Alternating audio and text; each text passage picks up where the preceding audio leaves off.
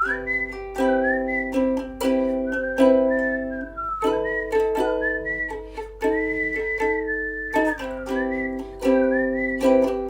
I've been sick for a couple of days now, so if I keep going, then that's why. And I have filmed no videos for this week. I don't even know what I'm filming for Sunday, so that's life at this point. But I knew today what I wanted to film since I'm feeling a bit better for Friday.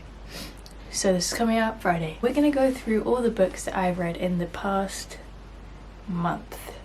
I'm really happy with that. This is within like 5 weeks I read this.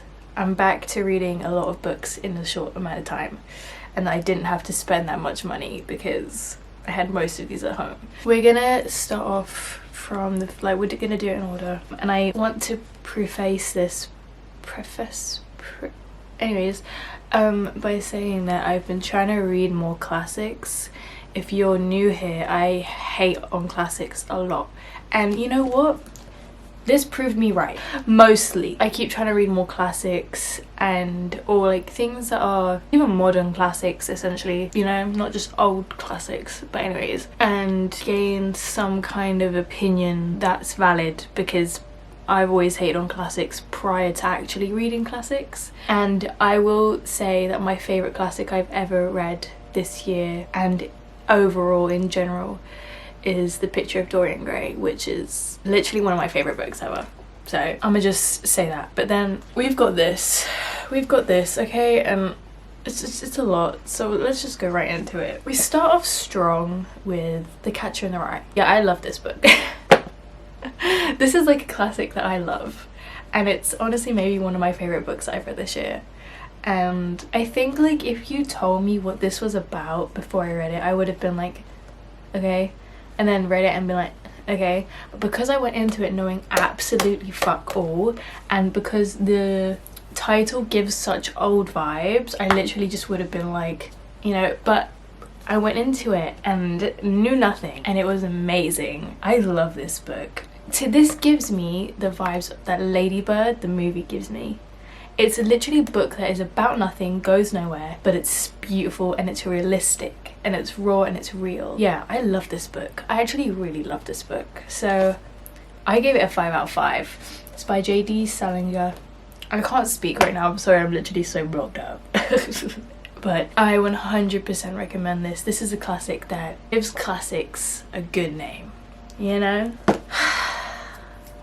Lord of the Flies by William Golding. Yeah, what the fuck? I don't get it. I don't get why this is a classic. Like, I think maybe when it was written, it was like a plot that was new and interesting, and like maybe one of the first kind of books about something like that. So if that's the case, I can understand why they call it a classic. But it's shit. I hated it. Like, first of all, I have OCD. Not one sentence in this book gets said without an interruption. Not once.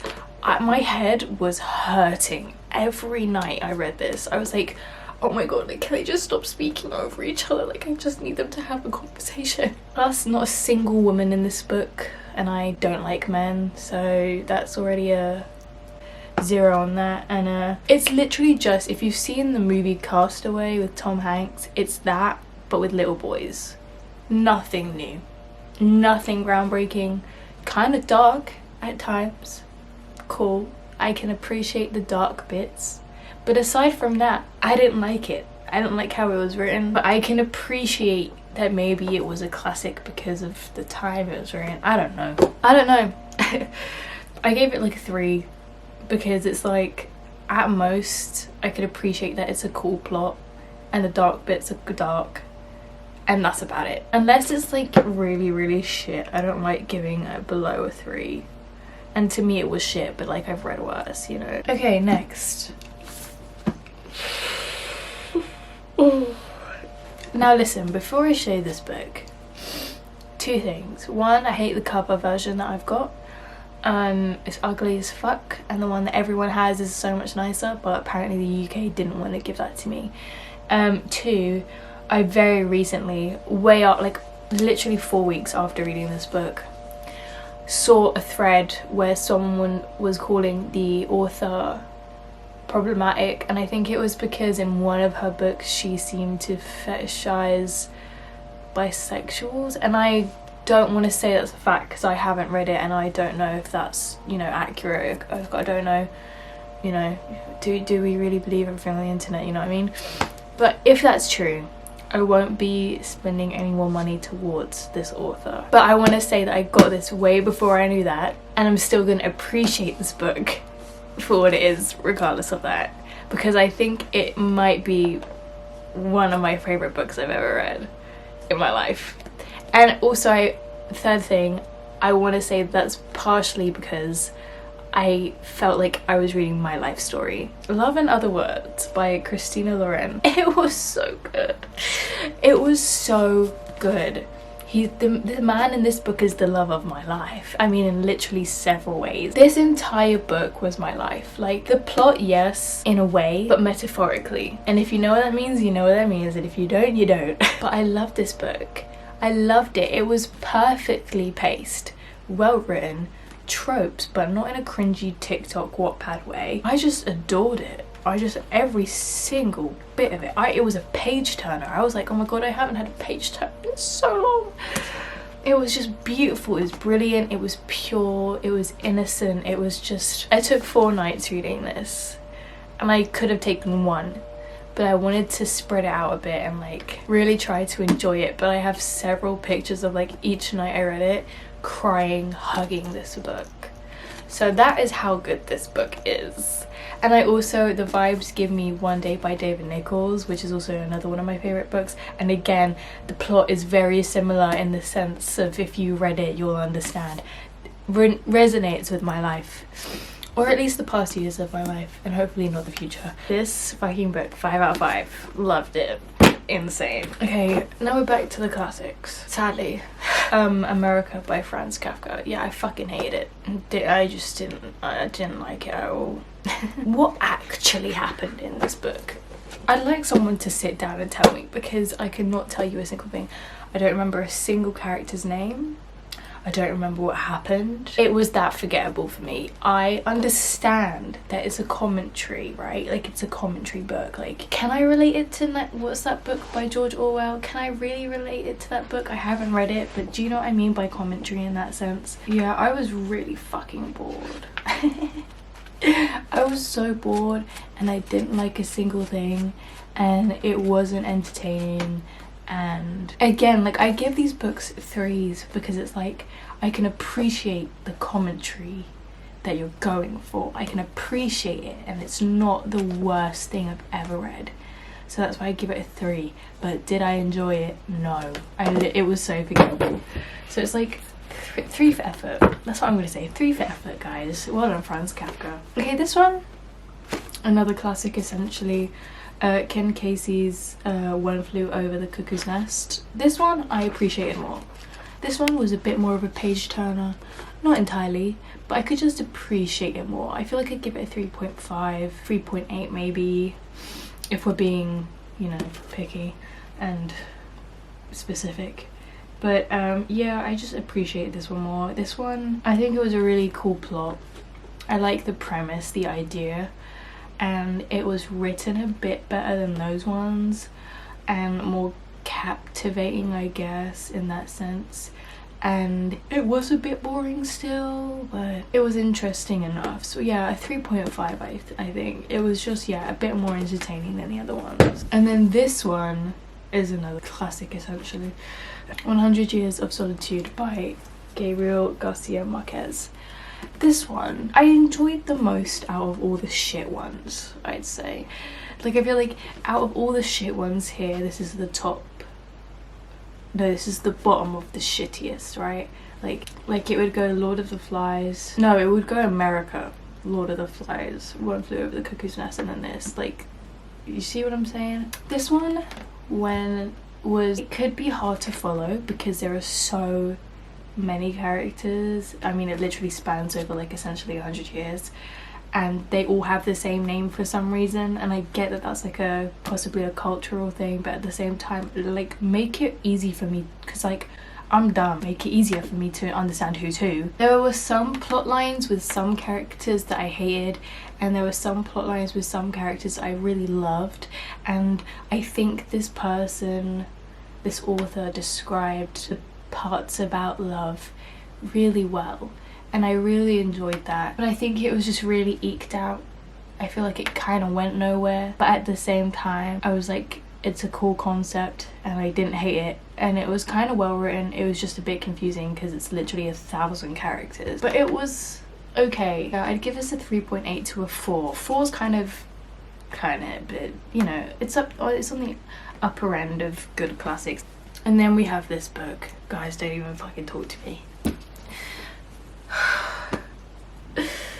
The Piano Teacher by Elfriede Jelinek. I'm butchering her name. Yeah, I don't know if this is considered a classic. I mean, it kind of looks like a classic, and it won the Nobel Prize for Literature, so you know, that's gotta mean something. Published in 1983, and it was made into a film which won prizes at Cannes 2001 festival. Interesting. I haven't seen the movie. I've got to watch that because I liked this book. I love this book. I think this book is written beautifully. I think the premise, which is essentially about a mum and a daughter, and the daughter's like 30 and the mum's, you know, pretty old, and it's about like a really intense toxic relationship between the two of them, and then how that has affected the daughter and her love relationships. And it's pretty dark and twisted, and it's quite erotic as well, not even in the sense of like what happens, but you'll have to read it to understand. But I love this book. I would give it honestly almost a 5, I might say 4.8. I'd say it was just stunning. I love the premise. Yeah, I can't complain about it. It was beautiful. I think I like classics that are premises that haven't been touched on a lot, and that are about life and love and are really deep. Because I feel like The Picture of Dorian Gray and this Catcher in the Rye, they all kind of share that in common of like, this is about life and there's a moral to this story, and it's about love, and it's also about, you know, the twisted aspect of us as human beings. And I think when human beings are portrayed as complex in a book, that's my favorite kind of book, and also my favorite kind of movie. Like, we all know my favorite movies: Call Me by Your Name, Mid-90s, Lady Bird, Florida Project. Those are my most recent modern favorite films. I have a lot of old films that I love as well. And Frances Ha, that's literally like one of my top 3 favorite movies. And these are movies that are, and books that are popular, but well, like renowned for and awarded for being so complex. We are complex people and have complex lives, and I think that's what I aim to do in my books and also in my movies. And it's like that I think I love them because I connect with them in a sense of like, this is what I want to achieve and create, and I think that's why I like them so much. And I think liking books is quite subjective, subjective, can't remember which one, guys. I'm really sick, like I leave me be. But it's down to the individual. I think like you can have a really good writer and a really bad writer, and that's that. But when it comes to actually liking a book, whether it's written well or not, it's really down to you as an individual. And I think like that's what I personally connect with as a reader, as a watcher, a part of an audience. That's what I want to read and watch. And so I think like that's why I love books like this, because it's like, yes, I want to create something like this. This is complex, and it dives into the human psyche and why we are the way we are. Characters outside of yourself that you can relate to in fucked up ways. You know, I think about Elio in Call Me by Your Name, and I think about how he's so complex in his love, and how he's such a Pisces moon, and I'm a Pisces moon. And it's like, well, me and Timothy Chalamet is a Pisces moon, but it's like that is something I connect with. You know, we love so much that we give ourselves to people. And Catcher in the Rye with Lady Bird, it's this same sense of I'm searching for something but I don't know what it is, and I'm overcome by emotion at the most random of moments and times. And with The Piano Teacher, it dives into the feminine psyche and the eroticness of life and how we explore sexuality, whether it's in the past or present time, how we view that and how we can see ourselves as fucked up for being sexual beings. And so I just think like, yeah, wow, I think that's the smartest thing I've ever said in my life.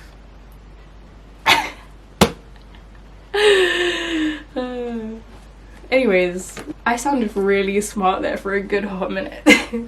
But yeah, I really love this book, and I am gonna do a video at the end of this year of like my favorite books from this year. If you don't know, one of my favorite books, top 5, is Just Kids by Patti Smith, and that's the exact same thing. Even though that's a memoir, Patti Smith has the same ability to explore her past in a way that's like so humane.